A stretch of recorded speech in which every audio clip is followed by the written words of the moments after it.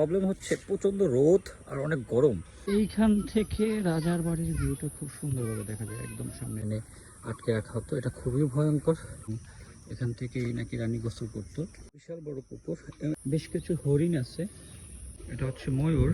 আমি আসছি ভাই সিরাজগঞ্জ থেকে। এখন বুঝতেছি না রাজা আসলে কি ঘর জামাই ছিল না আসলে রাজা রানীর যৌথ বাড়ি ছিল। এই রোড এন্ড এই হচ্ছে গাছগুলা, ওই যে দেখা যাচ্ছে যে ডেট করতে আসছে। এইটা হচ্ছে রাজার কিচেন।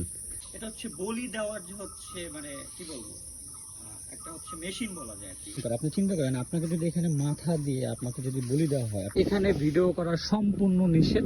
আমরা যখন ওই পাশে ছিলাম দেখছিলেন যে একটা আম পড়ছিল, এই যে আমরা আম খাচ্ছি গোল করে, এখানে চারিপাশে বসে আড্ডা দেওয়া যায়।